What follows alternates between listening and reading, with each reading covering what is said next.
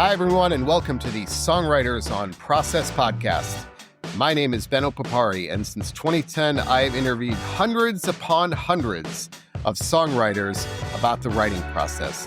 I have a PhD in English language and literature, and I'm a writer myself. So I've always been interested in treating songwriters the same way that we treat poets and traditional prose writers, as writers, plain and simple. There is no talk of how bands get their name, favorite tour stories, favorite foods, band drama, or anything else. This is an intelligent conversation about the writing process between two writers as we go deep, deep, deep into the writing process. That's it, nothing else. And with that, let's get into today's episode. And today on the podcast, it's a good one. Mike Campbell, guitarist for Tom Petty and the Heartbreakers. If you didn't know this already, I had on Ben Montench, keyboardist for Tom Petty and the Heartbreakers a couple of weeks ago. But Campbell is the legendary guitarist, songwriter for not only Tom Petty, but also other artists like Don Henley, many others as well.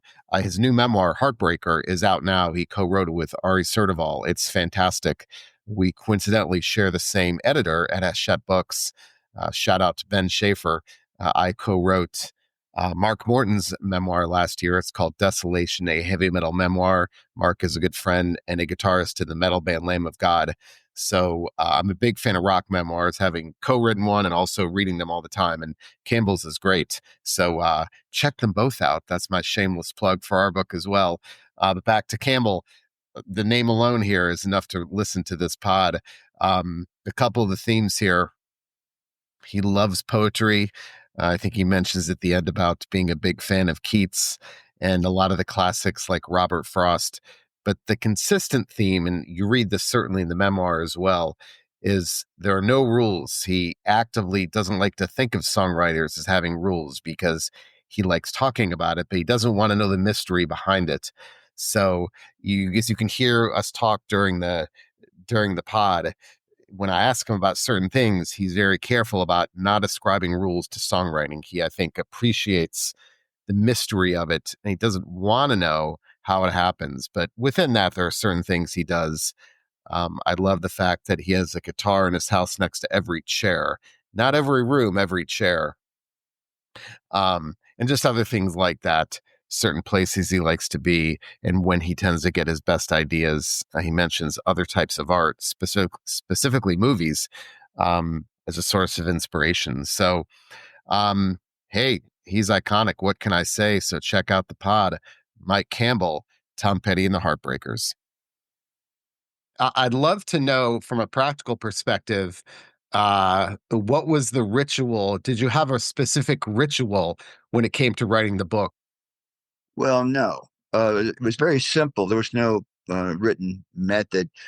Ari Sertival, who did most of the hard work, would talk to me. He would record it. I would reminisce about things I remembered, and then he would put them together in kind of a order that made sense. And we would do that maybe once or twice a week for 3-hour session or whatever, just me talking. And then over a year's time or whatever, he had enough for the book, and that's all there was to it. I did a lot of talking. He did a lot of writing. So was there something from your perspective? Was there something in there? What was there? What was the hardest part of that, maybe of that retelling for you to do? I mean, I know for Mark and me, when we wrote the book, there were chapters that were easier for Mark to write and harder for Mark to write. What was there something that just flowed effortlessly, or were there other parts that were just more difficult? There was nothing that was difficult until I got to the audiobook. That was a lot of work, sitting there and reading it page by page, word by word. But the actual taping and remembering was basically just me remembering my life. It wasn't difficult at all. Just some things popped up that I thought I'd forgotten that were still lodged in the back of my brain. But I never had a struggle of any kind. I know with Mark, at least, that he was looking at a lot of pictures, from way back in the day. And I think that kind of helped him. Oh, yeah. Now that I see that, I remember. Did you ever do any of that? No, I didn't do anything except talk. That's amazing. I'm impressed with the memory. Uh, too. so okay, so let me focus then on music part of it. And as a I've interviewed people who have been doing this for a long time. I had Jerry Harrison on from the Talking Heads, obviously, Duff McKagan, Guns N' Roses, kind of all these people. And I do find that songwriters fall into two camps. There are those who say it's important in some fashion to create every day, no matter how bad it is, and some who say you can't force it because things become too derivative, too stale. So where do you stand on that? Well, I never forced myself to do it. So I guess that's where I stand. I don't have a schedule or a time frame that I work in. I just work when I feel like it. When it comes to me, I have a studio at home, fortunately. I just come in here if I feel something and go with it. If I don't feel it, I don't come in here. So do you ever get, I know as a prose writer at least, I'm not a songwriter, but I get anxious after a while if I feel like things aren't happening. Um, do you ever feel that way? I mean, are you comfortable with things not happening for extended periods? Well, what's interesting for me, Ben, is I seem to have the opposite of writer's block. I don't know why, but there's always something happening. I don't ever get anxious about why am I not getting anything. I mean, once I get something, a germ that pushes me to go realize it, there's no anxiety there at all. It's there. I just have to be the channel for it. But I don't sit around and worry about, oh, I haven't written in 3 days. Or I mean, I tend to write every day anyway, just because it's in my blood, and I'm just kind of addicted to it. I'm probably writing right now as we talk, but I don't. It's not a struggle or a work ethic, really. It's just it's art. It's just like just being creative. When I was a professor, I told my students something that I think that's a great point, and that if you only think about the writing process as taking place when pen hits paper, you'll never get anywhere. But I think as an artist, you always have to think about the process is always taking place when you're sleeping, when you're eating, when you're walking, when you're talking, right? And isn't that important as an artist to have that comfort level to know that something's always happening, even if you're not exactly writing? Is that important? I guess so. I mean, I don't think about that much. I just let it do what it's going to do. I don't know. I haven't analyzed, and to me, writing is so mysterious that it's hard to analyze it because it doesn't really fit into um, words that you can describe really what it's like. It's like uh, I don't have a spiritual, magical, mystical happening that you get in touch with some higher channel and it opens up to you if you're lucky. And I've been very lucky. It opens up to you, and you just observe that. Okay, I can use that idea, and you put it into your music or into your words. But it is very magical, and that's what I love about it is you can't really define it. When it comes to lyrics, do you do a lot of revision to your lyrics? And I guess let me put that another way. Um, there are some songwriters and prose writers who will say that will be if things happen too quickly, they don't touch them. There's a reason why that song happens so fast. And because it happened so quickly, that's the message that I shouldn't touch that. And there are others that say that things that happen too quickly, they're almost distrustful of that. So where do you stand on that? Those ideas that happen immediately? That just sounds too mental. That sounds like putting too many rules on the process. Um, I don't know. I don't worry. I'm not paranoid about, oh, that came so quickly. I can't touch it. It's from God. It can't be messed with. I don't see it that way. I just say, you get this flow and you regurgitate the stuff. And of course, then I look at it and it might be a day or two later, I'll be thinking about it and go, this word's better than that word I use. I'm going to put this word in there instead. So there's always, and even to the point of recording, sometimes when I'm doing the final vocal, I'll get up on the microphone and I'll go, wait a minute, I get a better word than that, or I get a better line than that one. I'm just going to drop it in right now. So there is revision going on, but it's not a labor. There's a great essay by the novelist Anne Lamott, and the essay is called Shitty First Drafts. And I always would teach that to my students because the idea in writing, at least, that the first draft, if we think about being too precious initially, then that will kind of block us. And at least in prose, the first draft's supposed to be atrocious.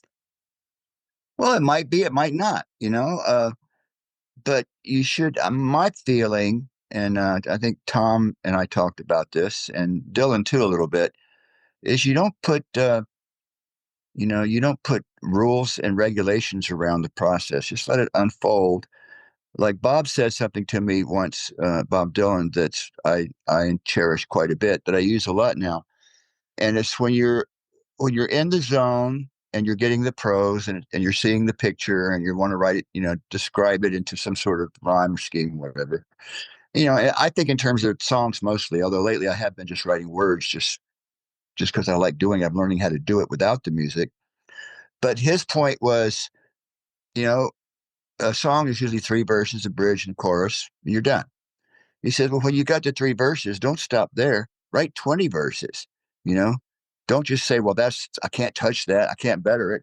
Just keep on the flow, keep going, keep going, keep going. Develop the character, develop the scene, develop the story beyond the three stanzas, and see what you get. And a lot of times there's a revelation, like by the 18th verse. Wow, this is a whole other guy. This is better than the guy I started with. And you go back and change it. And sometimes you just go, nah, the first three were the best. I'm just going down a rabbit hole now.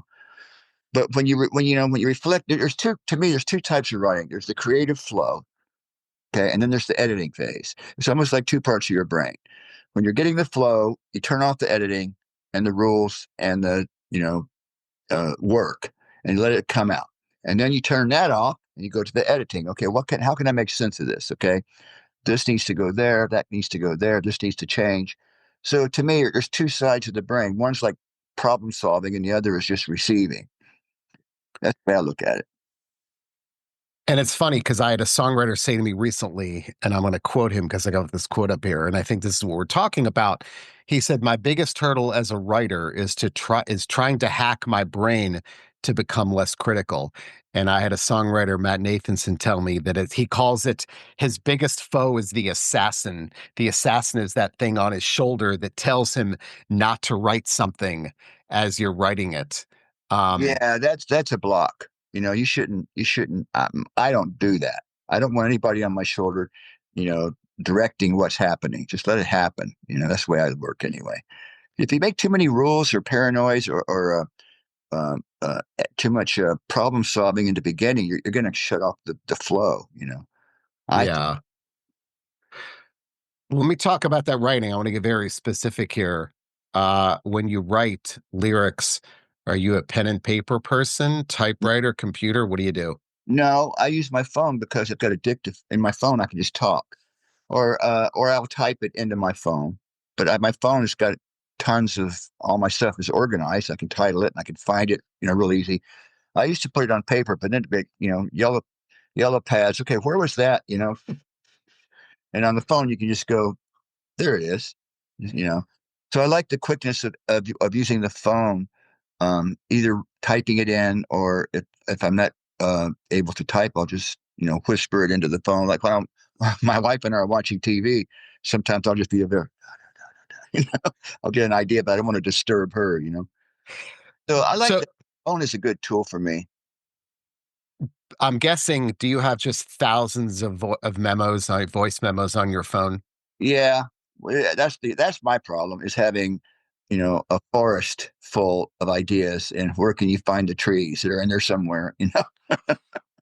Is there any organization to them whatsoever? Do you label anything or Well, I've just learned the hard way to title them, and on my phone, if I have and for music, I have little sketches. I always put the title or a sketch of a title, so that when I go back, it's not just a number. Oh, that's the one that was about, the world going wrong or whatever it might be. So I have to, yeah, I've learned to categorize my stuff so that it doesn't just get completely lost. it's funny because I see the advantage of all those multiple notepads and legal pads and notebooks is that the ideas are still there. So I often find that when an idea that I didn't think worked at the time, but I still have it in there, I may revisit that idea when I'm looking for something else. You, Um, a funny thing happened to me about 2 weeks ago. I'm sitting here at my desk in my studio, and I've got a yellow pad that I used to use, and it's all got coffee spilled on it and everything. And I'm looking at my phone, and I glanced over at the pad, and there were these words on there. I go, "What is that?" And it was from 20 years ago or 15 years ago. And I pulled it out. I go, "Wow, this is really good. I should finish this." So um, I don't know. It's Roy Orbison once said something to me that I half agree with. I asked him if he recorded his sketches of songs so he wouldn't forget them. And he goes, "No, I don't do that." He said, I figure if I can't remember it, nobody else would have remembered it either. But I don't think I, that's totally true because I found little things that I completely forgot about that I'm glad I made a sketch because they were good. so when you go back to those words from 20 years ago, is it is it is it hard to put yourself in that emotional space that you were in when you wrote them? No, not at all. Not for me lately. It used to be when I first started writing, I would just be banging my head against the wall. Nothing would come. And now it's like I can't shut it off. But no, I saw the words and I immediately got the song and the character and where it was going. And I used almost all the words that were on the paper. I just had to finish it up, tidy up a little bit. But I just was right into the groove. I mean, it's right there in front of you. I interviewed the writer Anthony Doerr about 10 years ago. He won the Pulitzer Prize for the book All the Light We Cannot See. And I asked him about writer's block. And I'll never forget this. He said, "I don't believe in writer's block." He said, "I call it he called it a failure of courage." And it's always stuck with me. And his thought is that, no one is that special. Like, just get it down. You're not that important. But he said that whole. I know we talked about this a few minutes ago, but that idea of don't be afraid to write the bad stuff. You got to write the bad stuff to get to the good. And I've that really stuck with me. That idea that you just got to get through the crap to get to the good stuff. That's true. Another thing I've learned over my long years with the writing. I used to be really precious about if I'm in the songwriting zone and I've got this idea and I want to finish it before I lose it. And so somebody might call from the, "Oh, we need you. There's a fire on the fireplace or whatever." And I just know if I leave this, I'm going to come back and I'm not going to be able to get back to it. But I've learned to have the courage, and I'll do this now. I'll get things started. And I'm not afraid to leave it sitting there half finished. I'll go walk the dogs. And while I'm walking, I'll come back and I can finish it better than if I'd have been just pushing. So I guess there is courage involved to trust yourself and to trust that the muse won't just disappear completely if you don't pay attention to it every second. How did you learn that? Was it a specific instance? Well, it was just over time. I just realized like I used to be well, I learned it by being forced to stop. Like there's an emergency going on that I have to attend to this. I can't finish this song now. This has to be done. And I'd go off thinking, "Oh fuck, I'll never get that back. That was going to be a great song. Now it's gone. Damn it!" I get mad at whoever called me. And then I'd come back in and go, "Well," I'd kind of sit down and get back, listen. And go, "No, I can get right back into it. I realized that that I could. They wouldn't just disappear if I just focused on it and opened up and relaxed and let it come back in." uh, Over time, I just kind of realized not to be so precious that if you walk away in the middle, that you'll lose it forever. But everybody's Is it Yeah, is there a limit though? I mean, are we talking days? Could you really how long could you wait? Could you well, go before it it's like that song I saw in the paper. That was years. I don't know why I never finished it at the time. Maybe I didn't think it was good, or I had got another idea. That's a problem I have. I'll be three-quarters into something, and I'll get another idea, and I'll sit that aside and work on this, and maybe I'll come back to it. Maybe I won't. It could be minutes, hours, or years. I mean, there are no rules. and I think it's important to understand that the creative process is chaotic in a good way. And we're not linear thinkers. And I think too often this idea that, oh, at least with writing, writing is supposed to be linear. But I always tell writers, embrace the chaos. Yeah, Don't be afraid, like you said. I'm the same way. It's if I'm writing something, if an idea comes to me halfway through another idea, I'll stop cold what I'm doing and write that other thing. because it might get away. And I'm terrified of that, right? Blessing and a curse, isn't it? Yeah. It is. But I feel like once I learned to embrace the chaos and to recognize, that's a good thing. It's not a bad thing. I think that makes it a lot easier to be a writer. The wisdom of uncertainty. It's a great Hmm. line I heard from Deepak Chopra. The wisdom of uncertainty. You don't have to have all the answers all the time, but to have the wisdom to relax and let it come to you when it wants to. You know, yeah, like writing. I'm fascinated and addicted, and it's almost like a religion to me. It's my touch with the higher force, whatever that is. That's my connection to, if you want to use the word God or the universe, whatever it is. It's my connection into that energy that makes life worthwhile.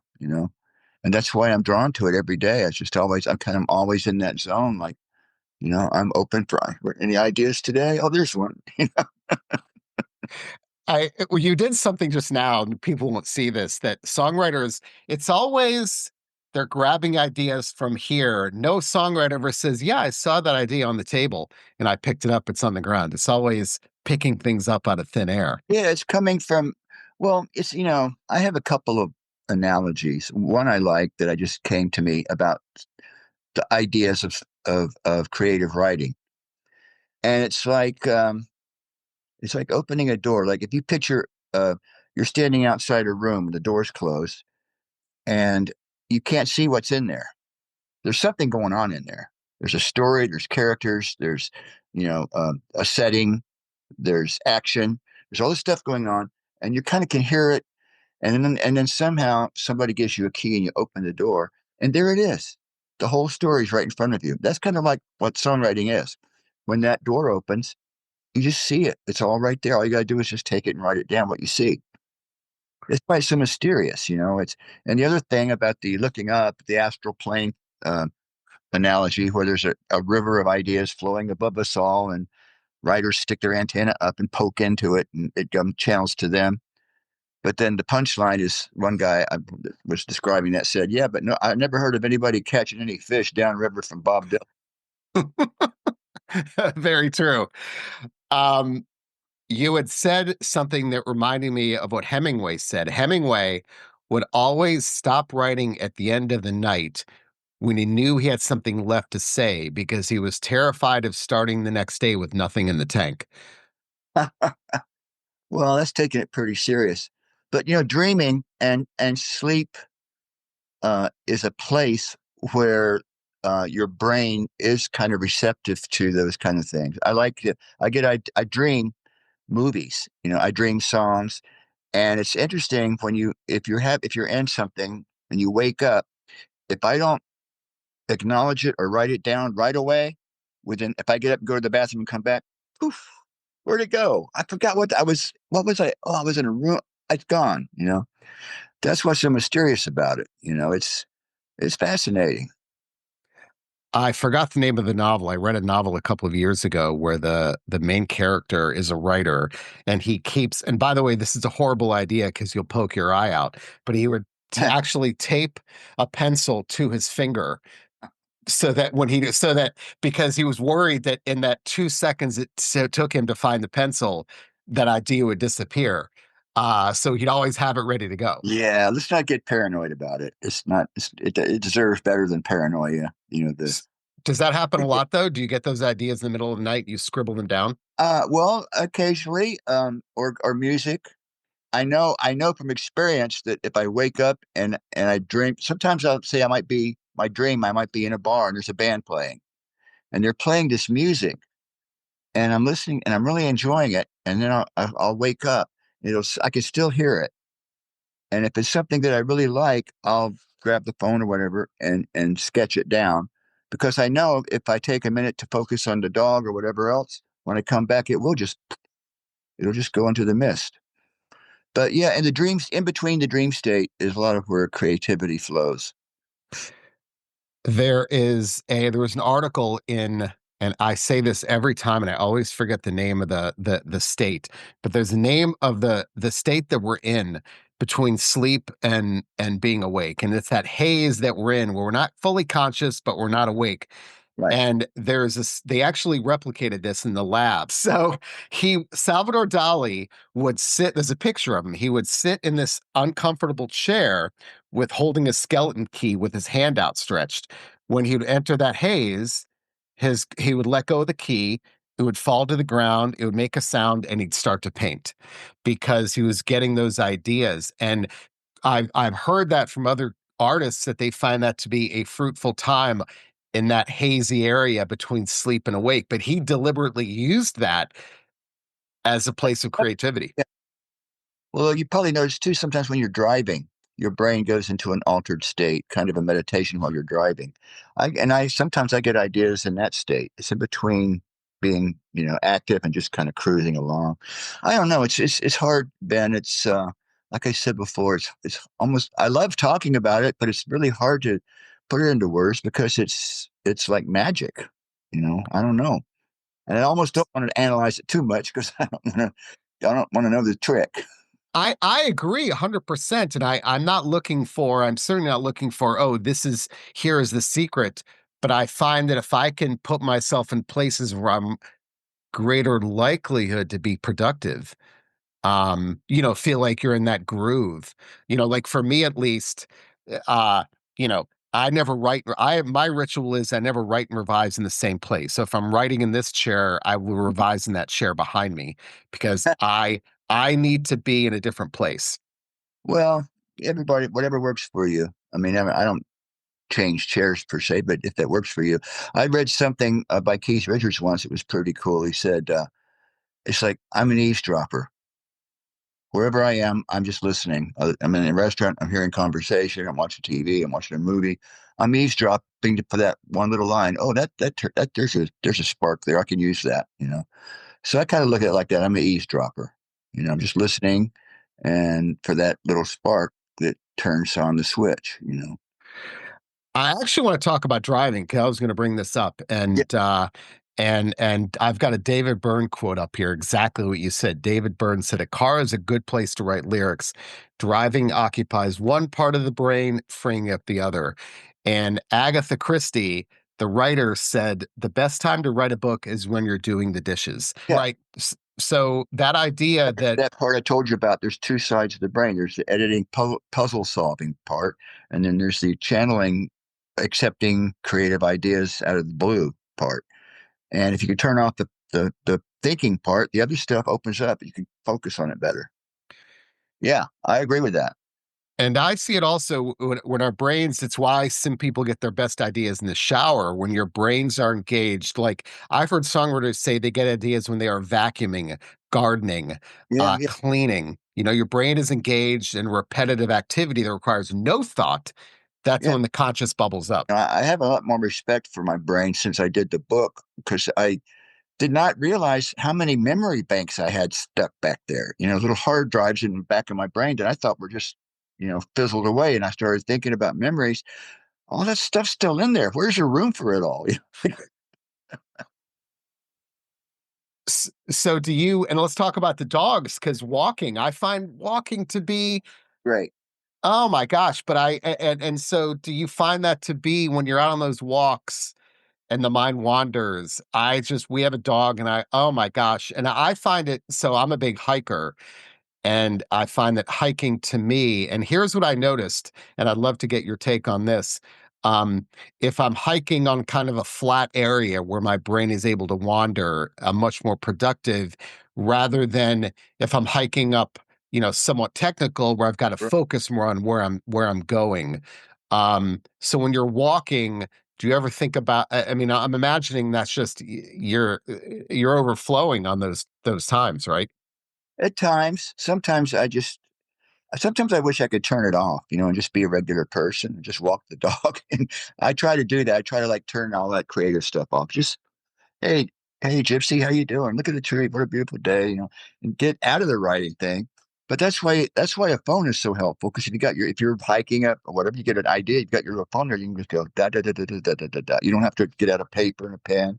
You can do it while you're walking or driving your car or whatever. It's a good tool.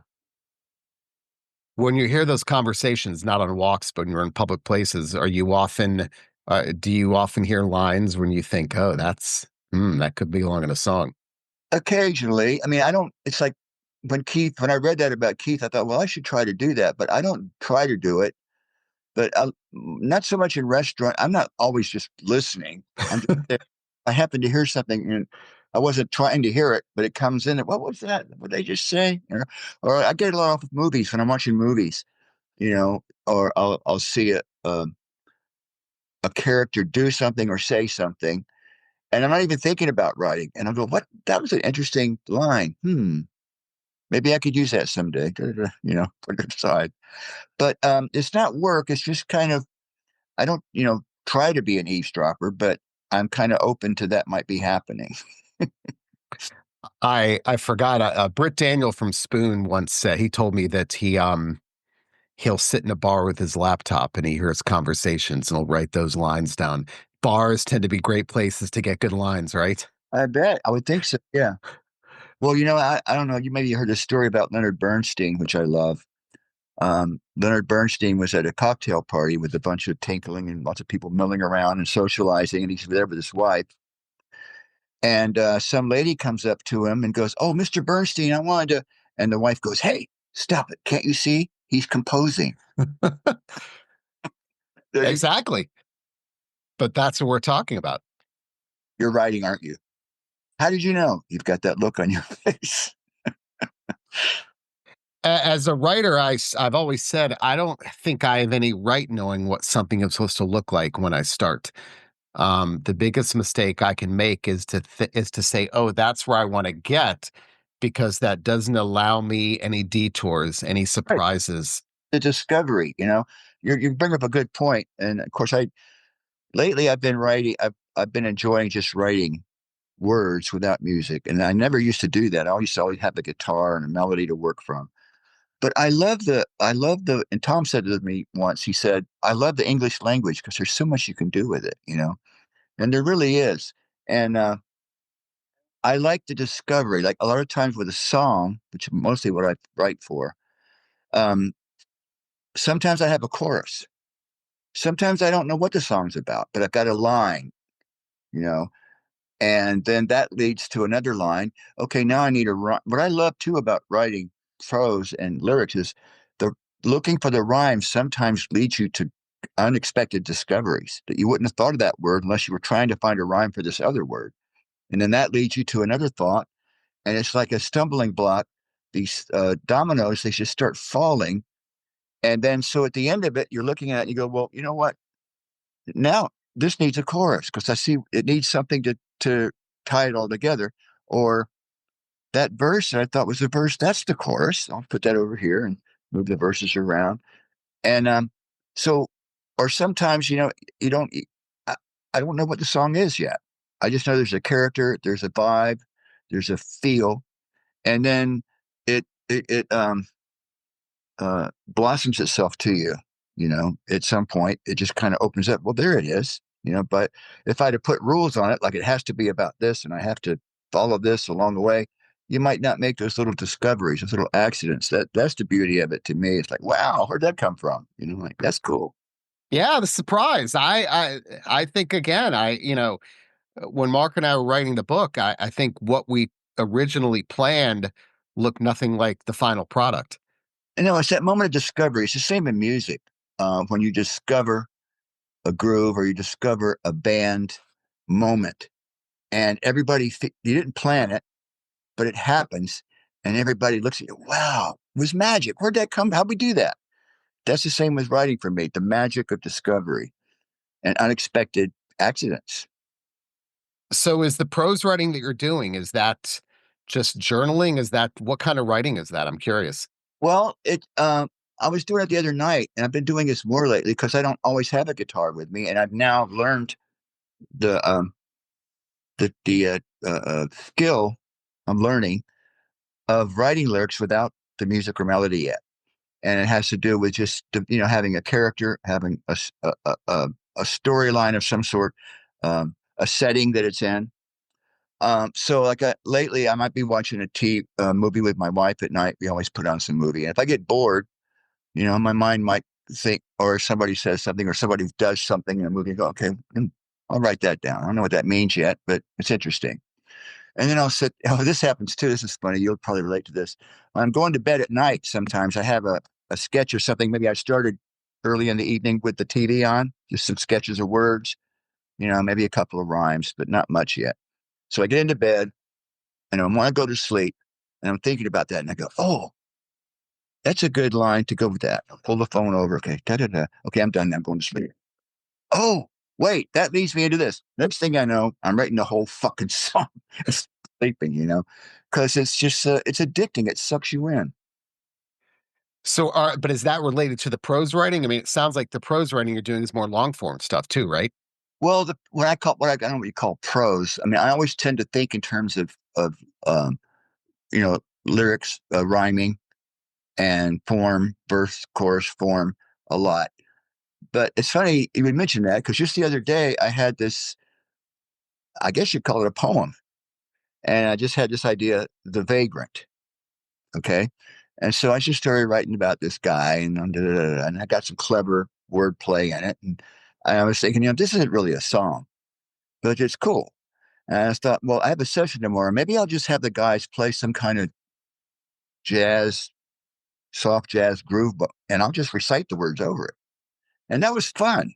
It was like a Jim Carroll thing or I don't know, Patti Smith, maybe just where, it's the music, is no melody and the words can fall in any part of the rhythm they want to.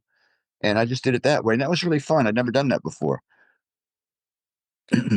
So let's actually, I do want to ask you a very specific question about the guitar, and I don't know if you've ever thought about this, but when you've got your guitar, are you sitting? Are you walking? Are you standing? I do find that songwriters tend to, when they're creating on the guitar, they're in a different, they tend to like to be in a certain place. So are you doing any of those things specifically? Well, I have a guitar in every chair in my house. Okay. Anywhere I'm sitting, bedroom, in here, in there, I have a guitar like this now. So if you reach out and grab it. But the point is, you can pick up a guitar anywhere, but I tend to be sitting, with a guitar. You can, I don't strap on the guitar very often and just start jumping around. Sometimes I do, but mostly it's an acoustic guitar sitting down and you think of a chord or a sequence of chords or a little lick or something, and then you're off and running. All right, so let's end with this. I interviewed Benmont a couple of weeks ago. One of my favorites. Well, he talked about how literate the Heartbreakers are, and he said that you always used to kid him because he was the bookish one, or I'm paraphrasing him tremendously. Yeah, But we had a great conversation about the impact that other types of art have on his songwriting, specifically other books, or specifically books. How do you do other types of art inspire you, specifically writing? absolutely. I mean, yeah, I mean, I wouldn't go to a gallery looking for it, but if I happen to see a painting that I feel something from it, yeah, it inspires you to go maybe put it into music. Um, Reading, yeah, I don't read that much anymore because I'm too busy, but I used to read a lot through school and through college. I read all the classics and I listened to a lot of classical music. Um, and some of those chords I picked up and things from classical music I can use in my writing. I draw from that. It surprises me sometimes. I go, where'd that come from? Oh, that was Miss Henderson in music school. She was doing that on her cello or whatever. Um, but reading, I mean, the more I do think the more you read, the more of a palette you have to draw from. If you don't read a lot, you don't have that many words in your head. But if you read a lot, I like to read. Lately, I've been reading poetry too, like Keats and stuff like that. And Whitman, I have a book, Leaves of Grass. I pull that every now and then just to turn the switch on. Sometimes reading someone else's prose will light that fire in you. Get back to Benmont. Benmont went to, I went to college for 2 years. Tom did not go to college, but Tom read a lot. And Tom was just basically a bright guy. And he could Tom could conjure up characters with his palette of reading that he had done and apply them to songs very easily. He was really good at it. And I think Ben was probably coming from more. He might have read more literature, but I don't know if he was as astute as Tom was to just take the elements and turn them into songs that people relate to easily. And so or Dylan or any of the greats, John Lennon, Paul McCartney. Those are people I look up to. But yeah, I don't know if but to answer your question, reading, I know Ben might has read a lot. I used to read a lot and I try to read more, but I don't seem to have that much time for reading because I'm usually writing. It's like, I can't listen to music either. It's hard for me to sit down and just go, I'm going to listen to this album. And it gets to the one part and go, oh, that's a cool chord. Wait a minute, stop. I'm going to go work on that. And it's hard for me to shut off the receiving creative energy just to sit back and let it wash over me like I used to. I missed that actually. Hello, Einstein. I do want to ask you about the poetry because I feel like I'm on a hot streak. I can go for endless interviews and songwriters say they never read poetry, and I've been on a hot streak where recently Ben Mott being one of them talks about the value of poetry Yeah, to Bill. songwriters. So I like Robert Frost, Dickens, Shakespeare. It's good. The Bible even. I used to read a lot of the Bible, and there's a lot of great prose in there. But it's like with music, you learn licks, and you know these licks. When you get into a song, oh, I need a lick. I know this lick. Same with words. Oh, I know I need a word there. Oh, I remember this book I read once said something like that, and you can draw from it. So does the poetry that you read does that inspire you as a songwriter specifically? It does. Sometimes, like lately, I've got this book of Keats because I heard that Dylan liked Keats, and I'll pull it out. I may not necessarily read the whole poem. I might just, I might not be in writing mode per se. I'm just, sitting around. I start reading it, and I feel a rhythm in it, or a line goes by that's really poetic, and then it kind of turns on my little. Oh, well, I could do something sort of like that, and it gets my juices flowing sometimes. I don't read a lot, but when I do, I really enjoy it. And that's it for today's episode. Hope you enjoyed it.